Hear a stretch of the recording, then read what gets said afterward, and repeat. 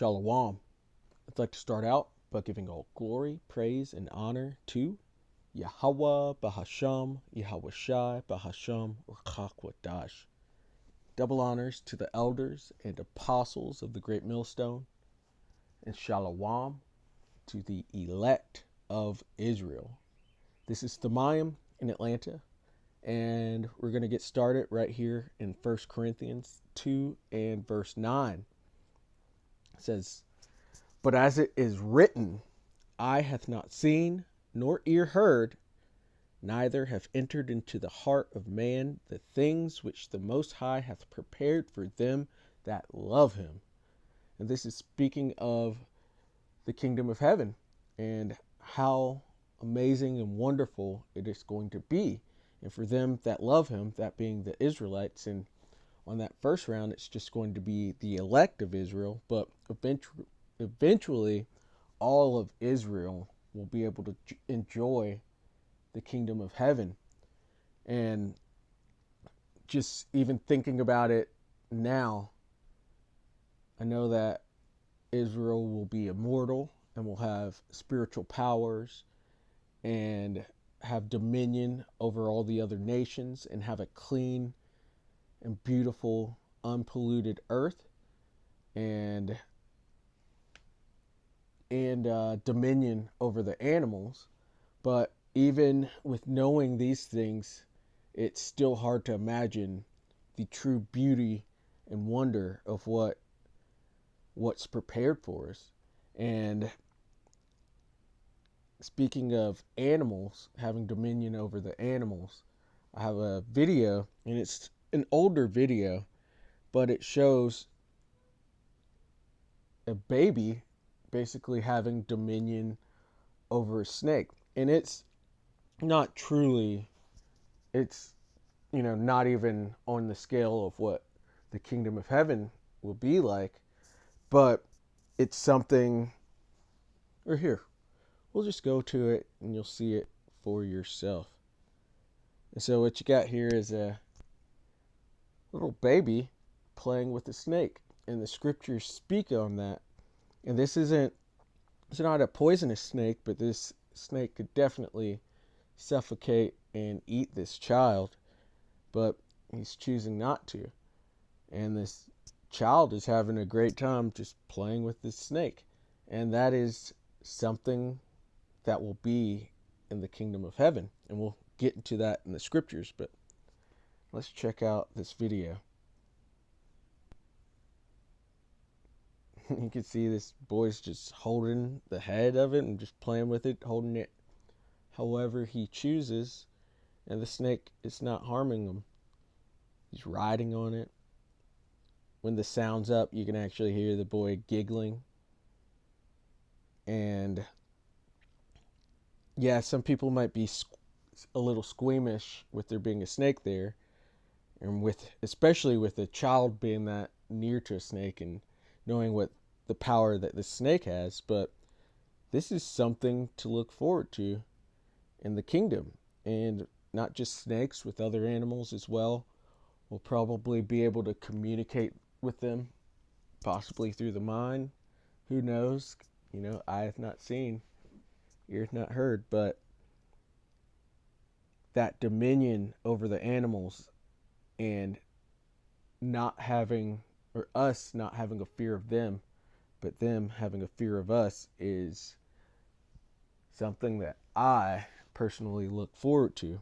It's going to be amazing. It's going to be wonderful. And just like everything about the kingdom of heaven, for the Israelites at least, because the other nations, at least at first, they are not going to enjoy it. But eventually they will see that this is the true way in which to live, especially with things like this and being able to be at peace and harmony with nature and with the animals. And so let's get into the scriptures, because it speaks on this. We're going to go to Isaiah chapter 11. And we'll just start right from the top. It says, righteous reign of the branch. So Isaiah 11 and verse 1. And it says, and there shall come forth a rod out of the stem of Jesse. If you remember, Jesse is the father of King David.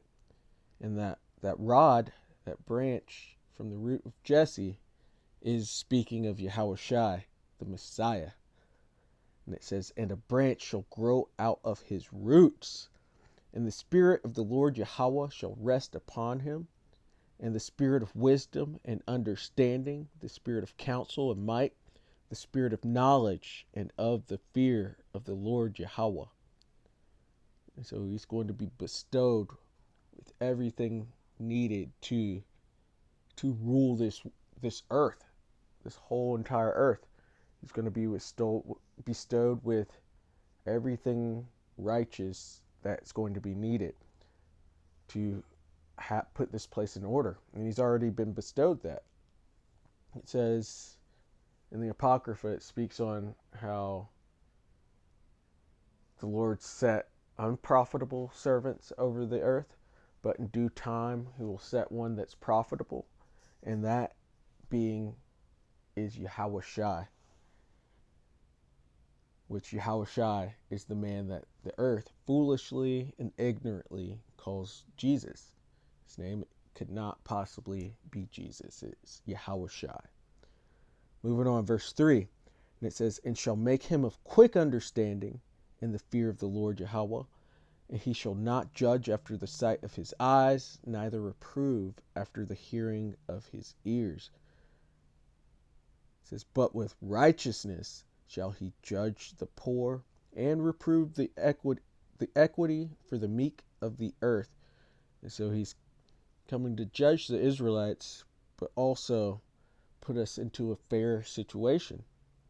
And he shall smite the earth with the rod of his mouth, and with the breath of his lips shall he slay the wicked.